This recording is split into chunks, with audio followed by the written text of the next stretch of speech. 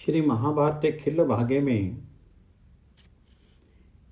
51 अध्याय में अनुर्लाद, विरोचन, कुंजब, असिलोमा, वृत्र, एक चक्र, वृत्र भ्राता, राहु, विपर्चिति, केशी, वृषपर्वा तथा बलि का युद्ध के लिए तैयार होकर के आगे बढ़ना।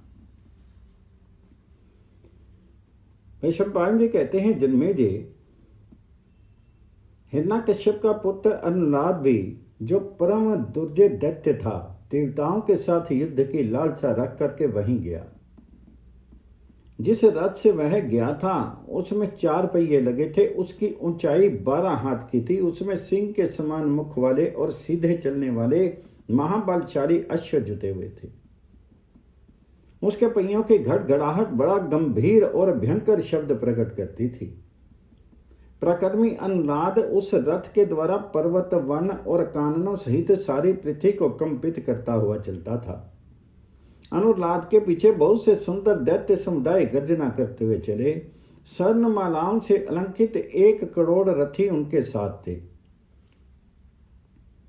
उनके हाथों में परिग, भिंदीपाल, भल, पाश, फरसे आदि नाना प्रकार के आयुध थे। वे अपने हाथों में शूल और मुदगर भी लिए हुए थे।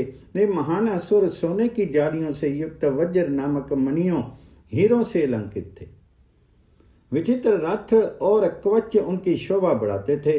उस समय जिनका अंग प्रत्यंग स्वर्ण से चित्रित था तथा जो विशाल एवं ऊंचे पर्वत के समान प्रतीत होता था, अपने सत्तर बल के अनुरूप उस अनुपम एवं सुंदर रथ पर बैठ करके वह दैत्यराज अनुलाद बड़ी शोभा पा रहा था। अग्नि के समान तेजस्वी और बलवान विरोचन भी युद्ध के लिए उद्यत होकर के वहां पे आया। उसके साथ रथियों की विशाल सेना थी। वह सब प्रकार के अस्त्रों के प्रयोग में कुशल एवं शुद्ध हृदय का था। किस व्यूह का कहाँ प्रयोग करना चाहिए, इसका इसे विशेष ज्ञान था। वह ज्ञान विज्ञान के तत्व को जानने वाला था। विरोचन बलि का पिता था। जैसे देवताओं में इंद्र श्रेष्ठ है, उसी प्रकार असुरों में विरोचन श्रेष्ठ था। उसका रथ छोटी छोटी घंटियों से युक्त झालनों से शोभित था। उसमें सब प्रकार के आयुध रखे गए थे। वह रथ 1 सहस्त्र शीघ्रगामी श्रेष्ठ अश्वों से जुटा हुआ था। उस समय आरूढ़ होकर के दैत्यराज विरोचन दूसरे मेरु के समान शोभा पाता था। उसके किनारे किनारे शुद्र घंटिकाओं से युक्त जाली लगी हुई थी।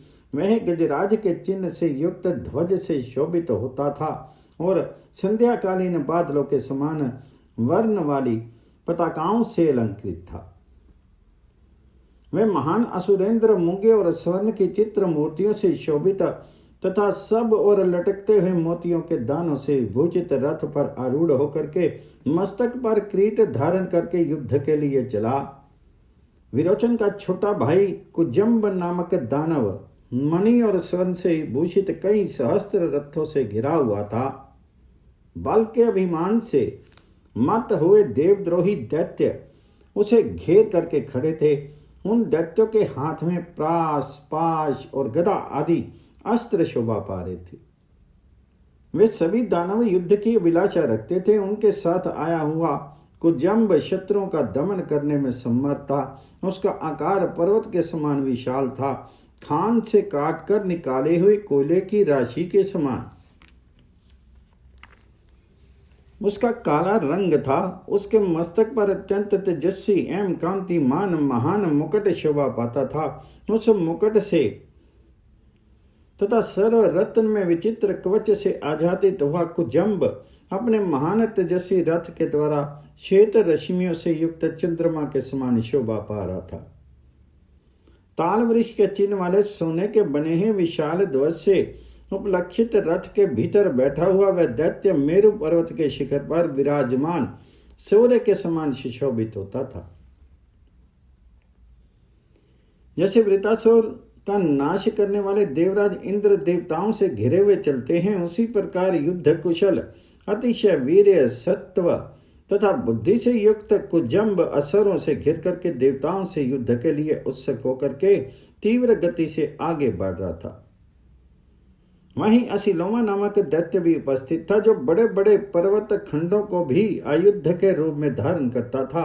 वह दारुण स्वभाव का दानव दारुण शरीर धारण करके वहां आया था। उसका मुख बड़ा ही दारुण निर्दयी प्रतीत होता था। वह महाबली महाकाय दानव देखने में बड़ा भयंकर था।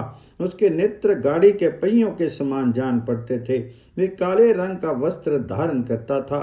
उसकी दाढ़ें बहुत बड़ी थी। उसका मुंह लाल था और वह मस्तक पर मुकुट से सुशोभित था। पर्वत खंडों और वृक्षों द्वारा युद्ध करने वाले नाना रूपधारी बल अभिमानी और देवद्रोही शस्त्रों दैत्य उसे घेर करके खड़े थे। वे दैत्य हाथों में त्रिशूल लेकर के मेघ समूह के समान व्योम मंडल में इधर उधर विचरने लगे। उनके कंठ में सोने के पदक प्रकाशित हो रहे थे। अतः वे वर्षा ऋतु में उमड़ घुमड़ कर आए हुए विद्युत सहित काले मेघों के समान आकाश में छा रहे थे।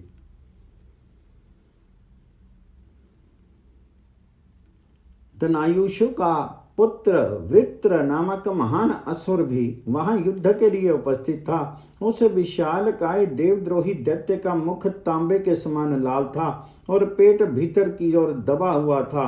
उसकी जीभ आंख के समान चमक रही थी। दाढ़ी मूछ नीली थी, रोए ऊपर की ओर उठे हुए थे और ठोड़ी मांसल थी।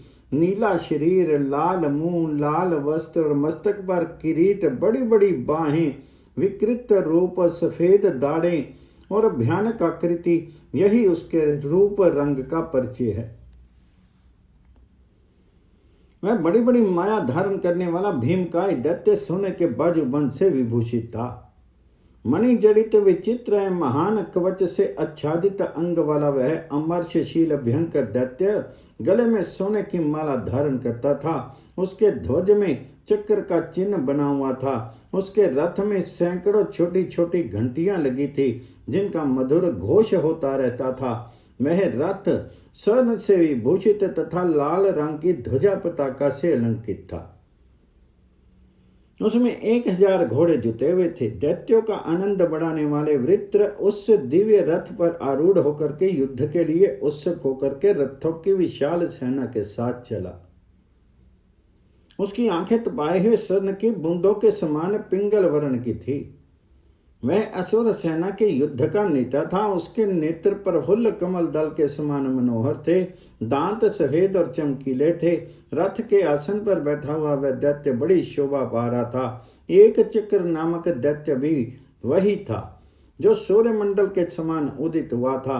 वह काल चक्र के समान भयंकर था और चक्रधारी श्री हरि के समान युद्ध के लिए अवजत था। संपूर्ण लोहे के बने हैं दिव्य एवं तेजस्वी रथ पर आरूढ़ होकर के वे काले लोहे और शिलाखंडों के आयुध धारण करने वाले बल अभिमानी दैत्य समूहों से घिरा हुआ था। उसके साथ विचित्र युद्ध करने वाले 80,000 रथी योद्धा थे। वे सब के सब काल और अंतक के समान प्रभावशाली और महाबली थे। उनके नेत्र लाल थे। वह लोहे और सोने के बने हैं कवचों से सज्जित तथा देखने में सुंदर थे। आकाश में स्थित हुए वे दैत्य नीले मेघों के समान शोभा पाते थे। वे सभी काल और अंतक के समान भयंकर, धीर तथा रण दुर्जय थे। वे समुद्र के उदर की भांति गंभीर थे। उनके हाथ में नीले चक्र थे। उन्हें जीतना बहुत ही कठिन था। वे श्रेष्ठ असुर युद्ध के लिए जाते समय अपनी तट भूमि या सीमा को लांघ करके आगे बढ़े हुए समुद्रों के समान भीषण गर्जना करते थे। उनकी माया भयंकर थी और काया हृष्ट पुष्ट। उनके मस्तक पर किरीट चमक रहे थे। उनके सारे अंग सोने के आभूषणों से भूषित थे। उनके हाथ अपने अपने आयुधों से उद्दीप्त दिखाई देते थे। वे सब दैत्य उस समय पंखधारी पर्वतराजों के समान आकाश में उड़े जा रहे थे। बलि के पुत्र बाणासुर ने वृत्रासुर के भाई एक महान असुर को यह संदेश दिया कि तुम देव सेना के वध के लिए कवच धारण करो।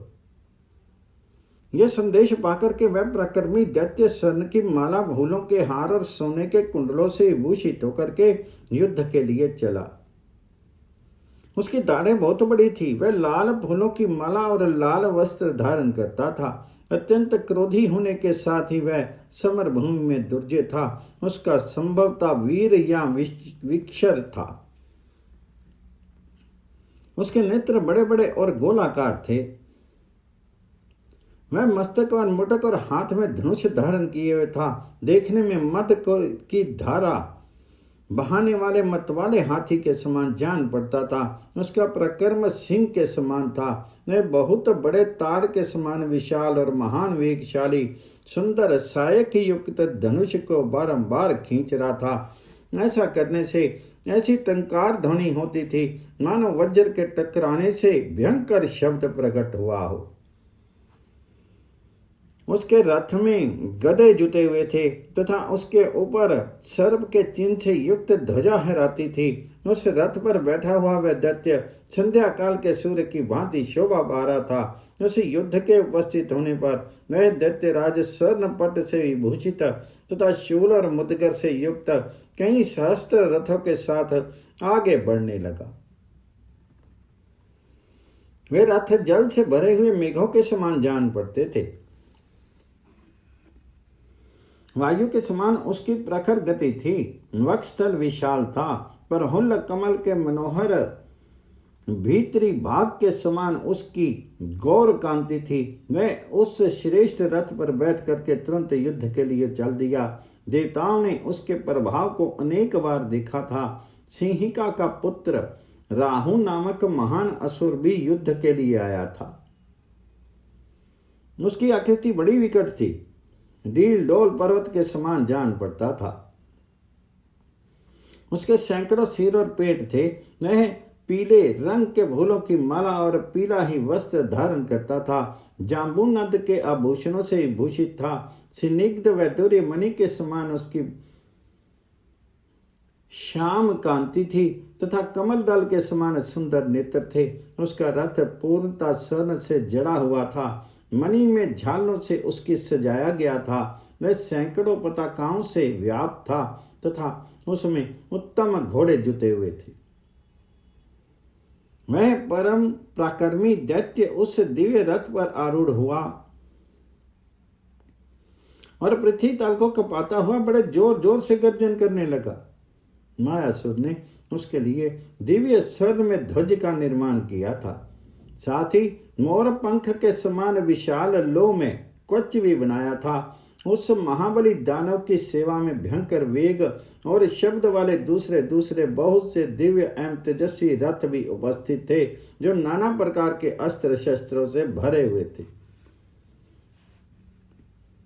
असुरगणों का स्वामी राहु गजराज के समान मस्ती के साथ चलता था। उन महान असुरों में उनकी चाल बहुत तेज थी।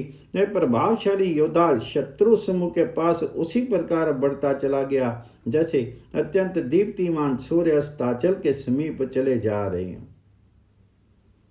दानव वंश की वृद्धि करने वाला विप्रचिति भी वहीं आ पहुंचा था। वह कांतिमान दानव साक्षात कश्यप जी का पुत्र तथा ब्रह्मा जी के समान तेजस्वी था। वह शस्त्रों यज्ञों का अनुष्ठान करने वाला वेदवेता और तपस्वी था। ब्रह्मा जी ने उसे वर दे रखा था और वह स्वयं भी ब्रह्मा जी को वर देने में समर्थ हो गया था। उस महातेजस्वी विप्रचिति को ईशित्व, महत्व, महिमा और वशी तत्व आदि सिद्धियां उपलब्ध थी। वह ब्रह्मा जी के समान ऐश्वर्य गुण से संपन्न तथा ओजस्वी था।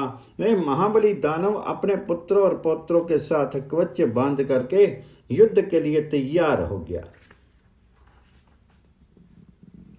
वे सब के सब माया धारण करने वाले शूर अस्त्रवेता तथा रण दुर्जय थे। उन सब की कांति कमल के समान थी। वे हेमकूट पर्वत के शिखर के समान ऊंचे कद के थे।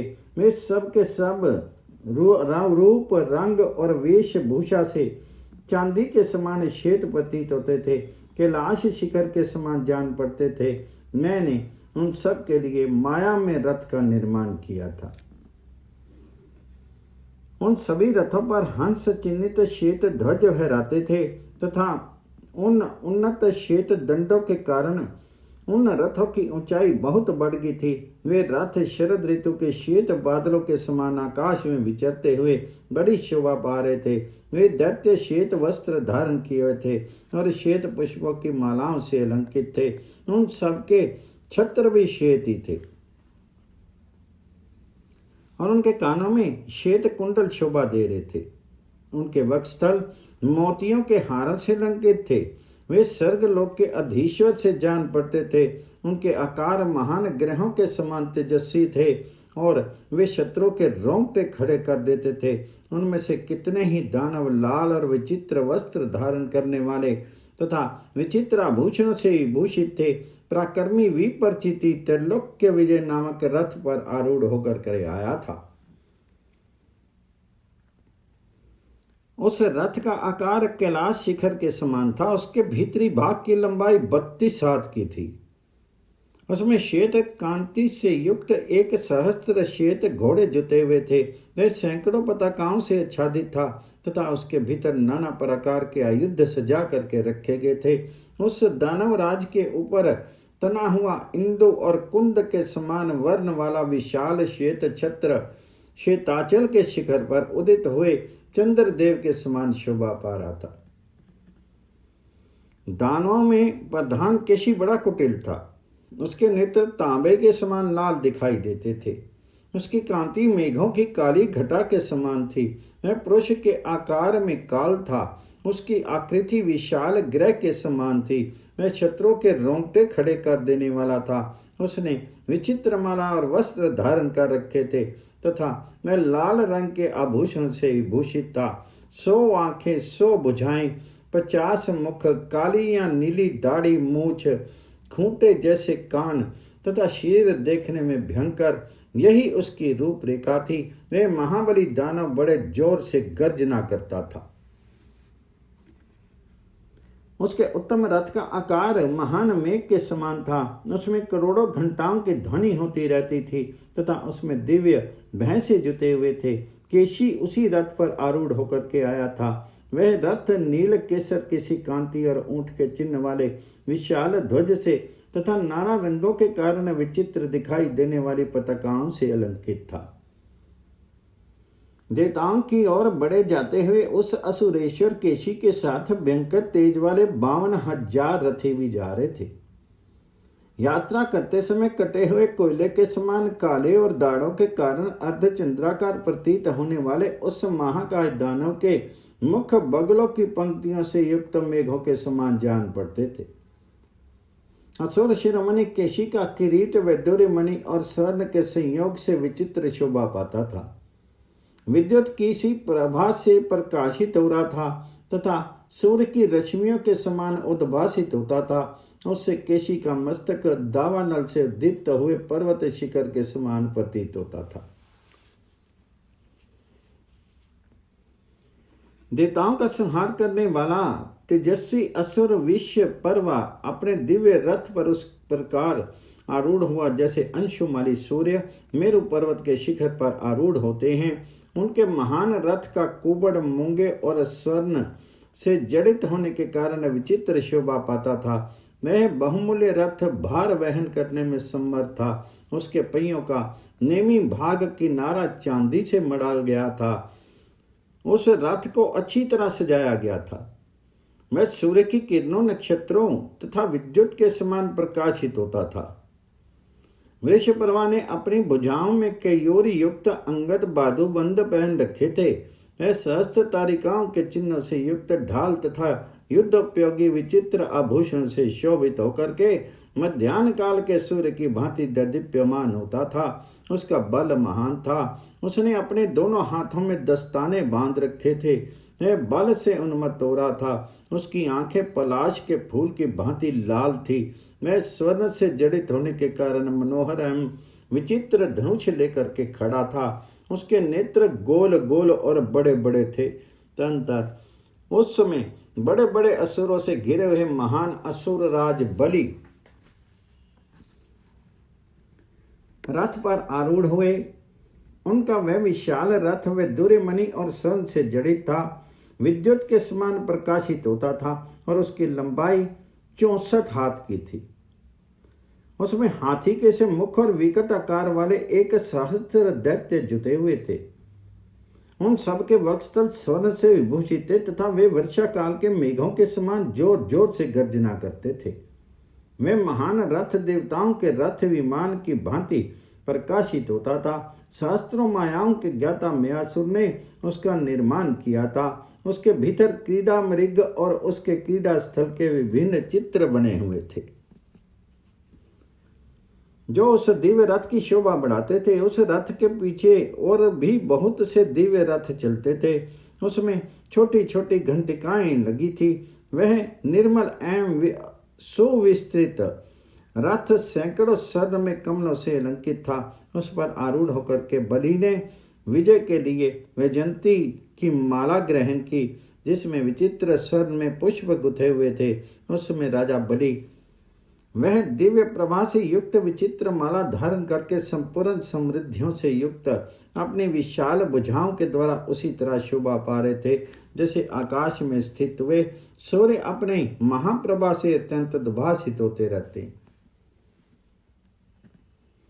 उस समय साक्षात दुर्गा देवी ने समस्त असुरों के लिए हार स्वरूप उस पुष्पमाला को बलि के गले में पहनाया था। उसे पहन करके सब प्रकार की शोभा संपत्ति से सेवित विरोचन कुमार बलि शरद ऋतु के चंद्रमा की भांति शोभित होने लगे, अथवा अग्नि के समान प्रकाशित होने वाले मेरु पर्वत के तट प्रांत में सूर्य से संयुक्त हुए मेघ समूह की जैसे शोभा होती है, वैसी ही शोभा उस समय राजा बलि की हो रही थी। उस दैत्य प्रवर बलि के रथ में प्रास, स्वर्ण जड़ित पाश, कवच, खड़ग, फरसे, वज्र के समान प्रकाशित होने वाले धनुष, दिव्य गधा, वज्रमुखी शक्तियां, दिव्य खड़ग, प्रज्वलित बाण तथा उन बाणों से भरे हुए नाना प्रकार के तरकस रखे गए थे जो प्रज्वलित उल्काओं के समान प्रकाशित होते थे।